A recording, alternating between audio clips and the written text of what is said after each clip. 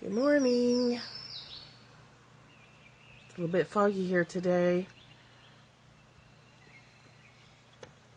Good morning to you. Hi, Mom. Good morning. I feel like singing that little Good Morning kids song. Or maybe it's not a kid song. It might just be an old song. Good morning. What is happening with this head? This is what happens when you go to sleep on wet hair.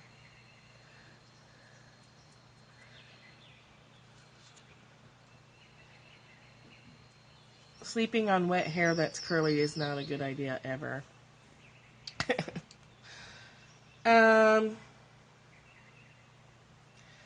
I have a lot of interest in the cat.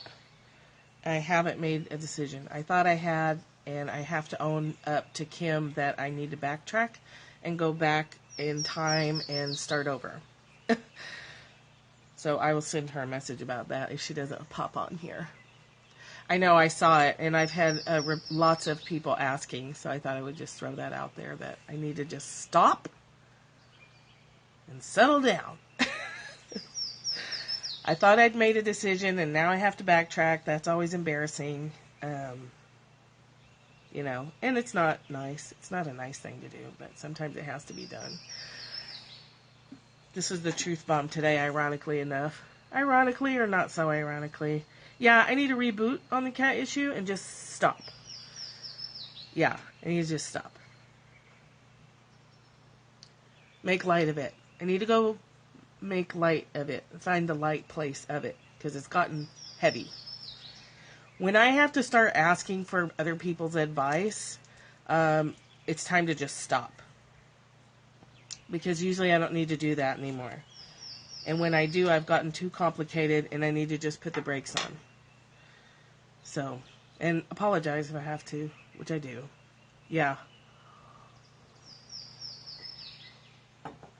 So, otherwise what's happened and what has happened is other people get caught up in my bouncing back and forth. So I'm bouncing back and forth in my head because I can't get clear because I haven't given myself time to do it, to get clear. And so then this ping pong starts happening and other people get caught up in that ping pong process. And that's the part that's not fair. That's the part that I should know better about. But, Michelle, we'll pull a card. You guys, I'm just going to start, he does need healing time. He is not healthy enough to travel anywhere at this point. He is, I think, foundationally solid, but he is sick. He was out on his own, and starvation does terrible things to our bodies. He's still having some diarrhea. He's still got some eye discharge.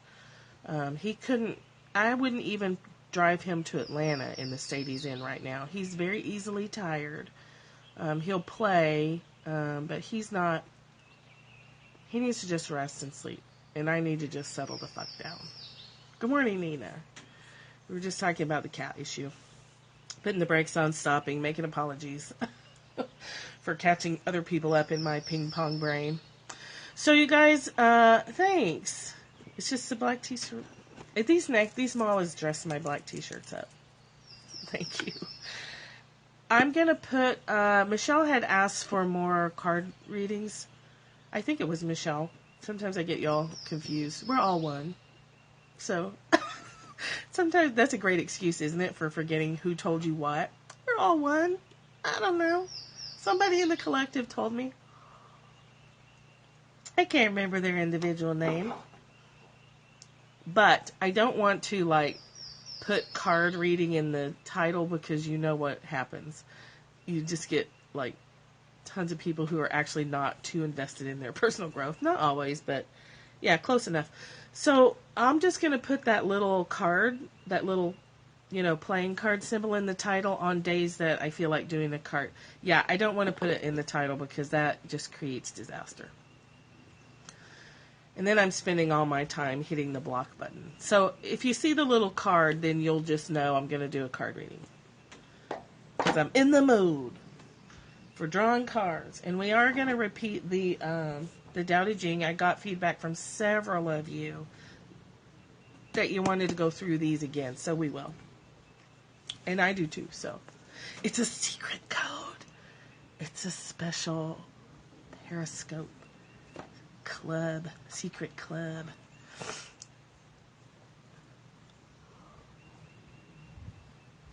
Okay, so let's draw the card first then. Because wasn't it you that asked for that? So let's draw the card first. Oh my gosh, do you have a minute for the card? We're going to use this oracle. And we're going to ask... Oh, it wasn't? Oh, well, whoever asked for it, it might have been my mother. Okay, good. I thought someone besides my mother had said we should do more card readings now and then. Oh, well, it doesn't matter. It's a detail.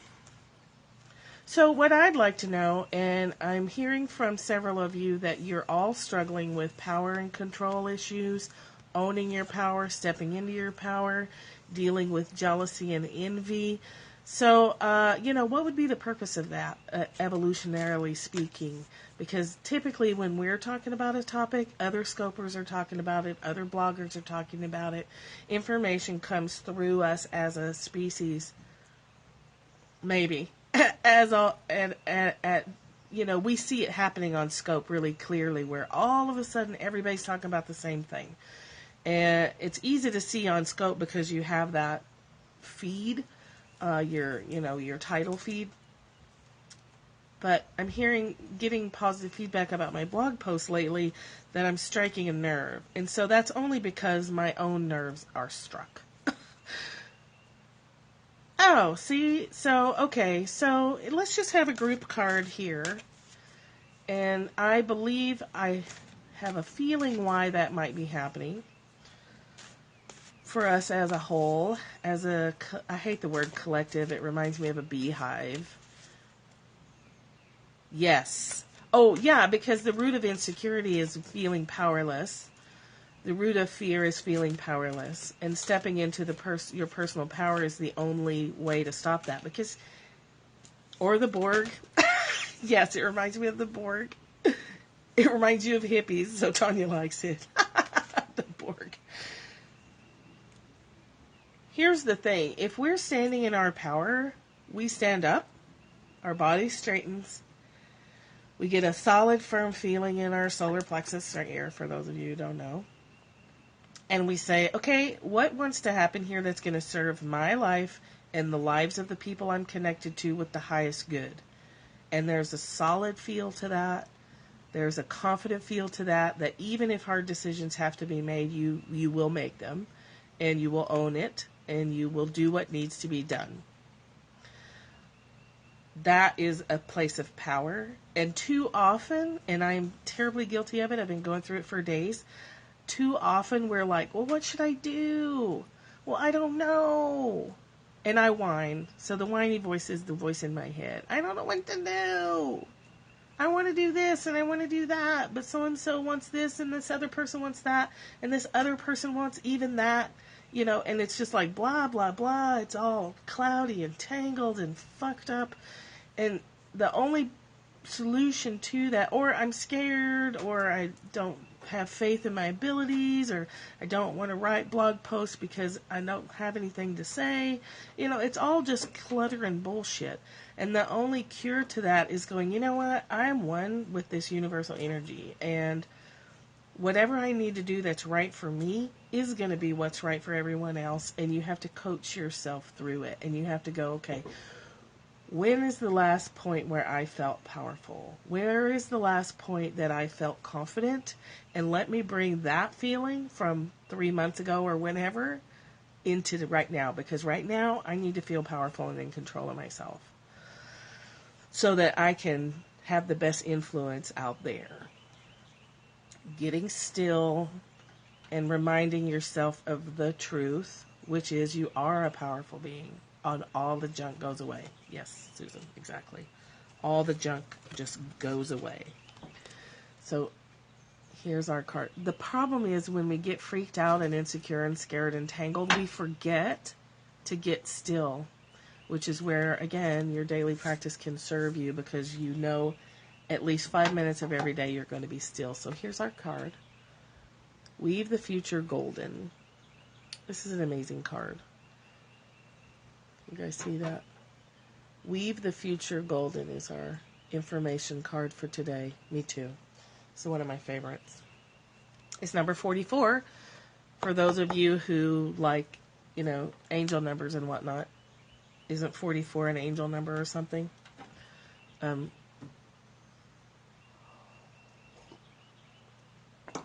Yes, it's the Kuan Yin Oracle deck. It's this oracle, which I really recommend if you like oracle cards. This is a really good deck. It gives you solutions.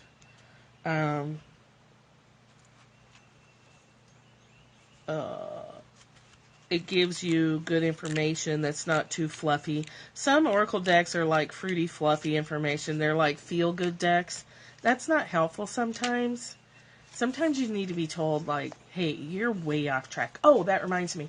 So in Martha Beck's book, the Wild New You book, can't remember the name of it, she talks about tracking animals. And when you get off track, you lose your way.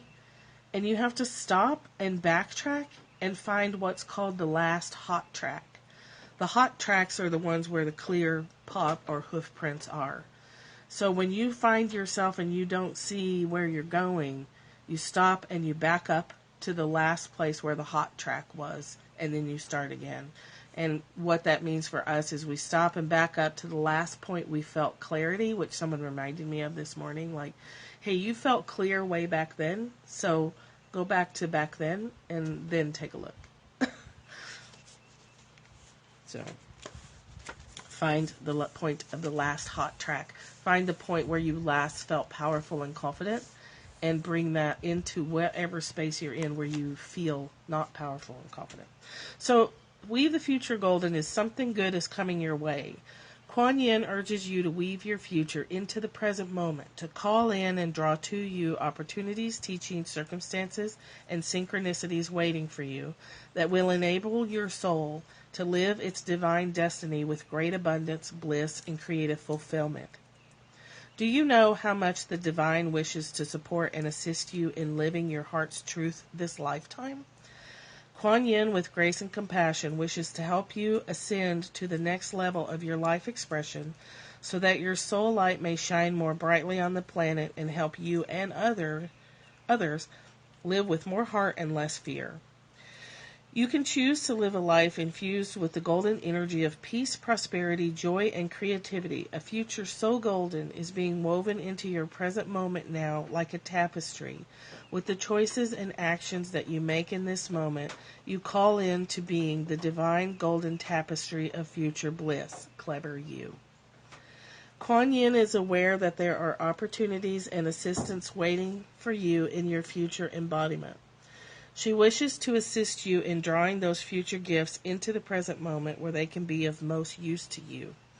This oracle indicates there is something special waiting in the wings for you. If you wish to do so, you can receive healing and elevate your vibration so that you can receive more readily. If you've been holding a secret wish in your heart, perhaps to write a book, be a healer, teach, write, or sing, to attract a partnership, or to spiritually awaken at a deeper level, take a moment to feel what it would be like for that heartfelt wish to manifest right now. Can you imagine the joy of it? Can you also allow for that joy to be such a normal, ordinary occurrence that it could be part of your life right now? This is how you begin to weave that manifestation into this moment, by matching what you think that energy is going to be with your energy right now, so that you're in resonance with what wants to happen in your life. This is be bold, dream big, and imagine what it would feel like to live your dreams. Can you begin to cultivate those feelings now, regardless of what your reality says? Regardless of whether you see the manifestation in physical form right now, which of course you don't. But you create the feeling as if. You find the feeling place of what you're reaching for. Sitting with joy in your heart, whether it relates to something specific or not, is magnetic to the good that the universe wishes to deliver to you. It's like switching your inner light on a high voltage so that the special opportunities perfect for you can find their way to you more swiftly.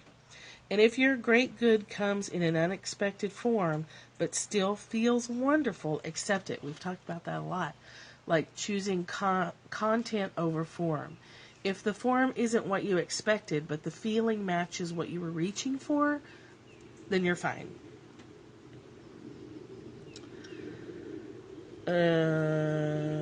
Your future golden will come into your life in the most beautiful ways, and usually, if it's not exactly as we imagined it to be, it is even more perfect for us.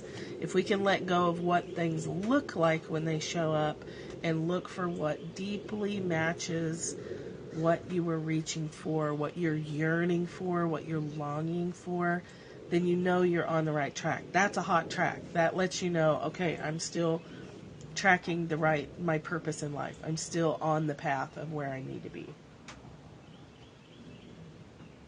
So, there's a little meditation here that's kind of long.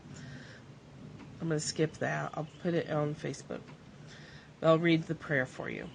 Beloved Kuan Yin, thank you for being my spiritual witness. Beyond time and space, there is only love, truth, and joy. I now choose to dip into the waters of my own divine essence to call into the present moment the good that has vested for me spiritually. I ask for the grace, wisdom, and skill needed to put this future good into perfect expression in the present moment. May I weave my future golden into this present moment. Thank you. Om Mani Padme Hum. Okay? The key, you can boil this all down to one thing. Find a way to be happy today. Find a way to access some joy and sit in that joyful feeling, even if you don't know specifically what you're reaching for. So if you think about your business, feel joy in how your business is working. Even if you can't imagine what that looks like, even if you have no concept of what it's like to feel joyful when going to work, or joyful working your business, or joyful looking at your bank account, which, that's a tough one. But find the place of the joy and then go forward with your whatever your situation is. Does that make sense to you? The only reason I can think of that we would all be triggered into stepping into our personal power all of a sudden is that it's really needed. It's really needed for people to be clear. And when we have those moments of the absolute opposite of confusion and dithering around in your own head, which, hamster brain, we have lots of names for it, and we all know what it is. I don't believe that a large number of people would be triggered into working on that issue unless some clarity is really needed. And I think that we can look at here in the U.S. alone, our upcoming choices. We have choices to make, and we need to be clear on them. Go ahead, she's out here. We need to be clear on who we're voting for. We need to be clear on why we're voting for them. Okay. We need to be clear on what we want in our own lives. We have a lot of freedom. Sometimes we have too much freedom to choose. Yes, we are coming, and it's not like this is the only time on the planet that extra clarity is needed, but we do have some situations we need to choose in our personal lives and as a whole, because it's always big and small, macro and micro. We have some macro decisions to make. We have some micro decisions to make. And if we could eat macaroni with them, that'd be awesome. Speaking of Mac sounds.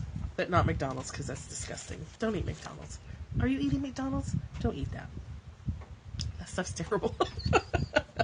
And I have a love of terrible food. Amazon. Betty, I just ordered it off Amazon. Yes, please. So, I feel like this last part of the Tao Te Ching is a little dark. So let's read. Today is 76. You're welcome. It's like $20, maybe. It's one of the more expensive decks, but it's very beautiful. Hardness. Living people are soft and tender. Corpses are hard and stiff. The 10,000 things, the living grass, trees, are soft, pliant. Dead, they're dry and brittle. So hardness and stiffness go with death. Tenderness, softness go with life. You're welcome. Have a great day. And the hard sword fails, the stiff trees felled. The hard and great go under, the soft and weak stay up. These are her notes. In an age when hardness is supposed to be the essence of strength, love you too. In an age when hardness is supposed to be the essence of strength, and even the beauty of women is reduced nearly to the bone, I welcome this reminder that tanks and tombstones are not very adequate role models, and that to be alive is to be vulnerable, not powerless. There's actually more power in being vulnerable. There's more power in telling your truth, in owning your mistakes, in claiming your weaknesses. There's much more power in that, because it is a disempowering place to shunt pieces of yourself off to the side and not deal with them. Because what you're saying is, I don't have the power, I don't have the strength to deal with my own weaknesses. And that is absolutely not true. So owning the weak spots, owning the soft and vulnerable, and claiming that actually gives you more power. It also lets other people know that you're human, you're fallible. You're not, nobody is perfect. We know that, but we forget, I think. Tenderness and softness go with life. It just is. You cannot be hard and rigid and get through this life unscathed. You're going to be damaged more if you're stuck in hardness and if you're stiff and unyielding. The stiff trees out here, the ones that can no longer bend because they're dead, they fall. The trees out here rot from the inside. It's the strangest thing. I don't know why that is. I don't know if it's the species of tree, that's just how they die, or if there's a bug here or something. But they die, and then they're still there. And the living trees, you can watch them. They bend. Even the thick ones bend. And the ones you can see from the outside, they look like they're living, but you can tell that they're not, because they don't move in the wind. They're totally stiff. When we're hard and unyielding to ourselves, we're powerless. When we're hard and unyielding toward others, we're not only powerless, we're actually causing damage to ourselves and others. No good can come of a lie, even if it's a lie just to yourself. And saying that you don't have the power is a lie. Saying to yourself that I can't do this, I'm too whatever, that's a lie. I'm too old or fat, or I don't have the skills, or I can't. That's a lie. Yeah, especially damaging if you're lying to yourself. To say to yourself you can't do something, now you can choose to do something or not do something. Hi, Elizabeth. But claim your choice and own it. Own your shit. Don't tell yourself you can't. You may choose not to. That's different. And not all paths are open to us. We do have limitations. We can't do everything. We're just in one human body. We can't do it all. So when you make a choice, be honest that you're making a choice. If you make a choice to do something damaging to yourself, at least tell yourself the truth. So if you choose to shoot up heroin, own it. Don't say, well, I have to because whatever. Just say, I'm choosing to put heroin in my veins at this particular moment in my life. Okay, I can respect that. I've had addicts say that to me, like, I'm doing it because I want to. Okay. When you're ready to do it because, when you're ready to stop doing it because it's killing you, let me know. We'll work on it. Until then, please use a clean needle. That's harm reduction. Reduce the harm to yourself by telling yourself the truth. You know, I don't know what else to say about that, except it's really, really important. When we're doing a lot of I have to because we really don't. We don't have to do anything. We can flip-flop and backtrack and change our minds and make mistakes.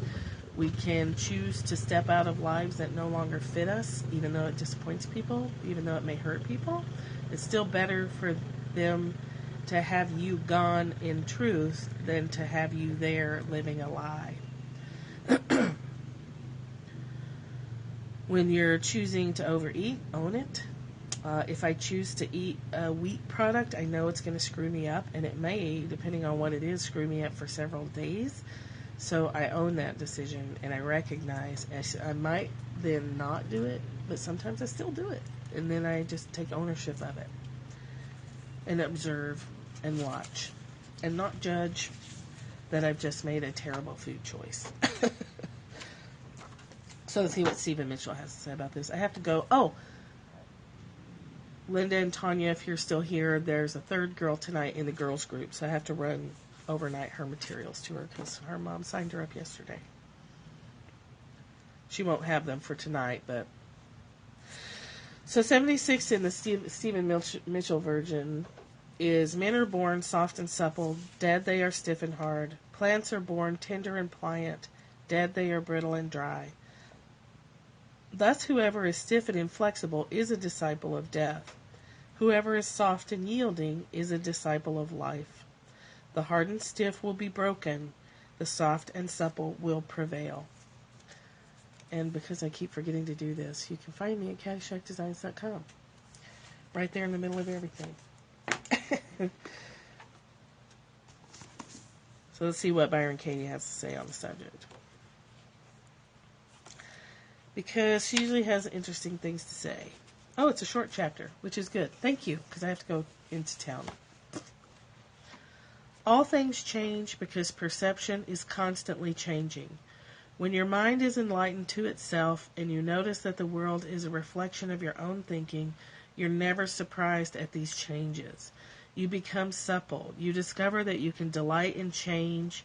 You see the goodness of creation and how it can only keep surpassing itself. Why would the mind hold on to what was when it recognizing that what is always better? I have a new inner cornea thanks to my wonderful trailblazer surgeon, Dr. Mark Terry. The transplant surgery in Portland was an extraordinary success. 39 hours after, my right eye had 20/30 vision. The surgery is considered successful if there is 2100 vision after a week. Now, a month later, it's 20/20. I can read very small print, and what I see is sharp, clear, colorful, a world I haven't known in a very long time. No more pain, no more blindness and near blindness in the right eye. The transplant surgery for the left eye is scheduled for 2 months from now. What a thrill to walk around with someone else's, is it true, in parentheses, cornea. I can't describe the miracle of being given unnecessary sight and the joy of loving the always more than I need abundance of reality. Without my husband, the surgery probably wouldn't have happened, since I was perfectly happy with 2 corneas like smogged up window panes. I see everything I need to see, with or without eyesight. It's a world in which, like everyone else, I always look beautiful and perfect. If I have eye makeup on my chin and breakfast on my sweater, how would I know? And where is the problem, other than in someone else's mind? Stephen did all the research and totally was the desire for my vision, and I am grateful for his mind's creation, this clear, crisp world that doesn't cloud over, this absence of pain, and I am grateful to the donor and the donor's family. Believing that what you want equals what's best for you is a dead end. It makes the mind stiff, inflexible, caught in a picture of reality, rather than open to the wisdom of the way of it. What is immovable, and it's constantly changing. It flows like water. It has as many supple, beautiful forms as the mind can create, an infinity of forms, and inside them all, behind them all, it just waits. The heart doesn't move, it just waits. You don't have to listen to it, but until you do, you're going to hurt. And the heart says only one thing: what is, is. As you do the work, you return to the place you never actually left, the heart, the sweet center of the universe. Heart is just another name for the open mind, and there's nothing sweeter than that. I like that. Heart is just a name for the open mind.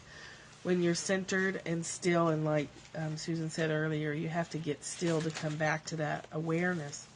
Hi, Ginger.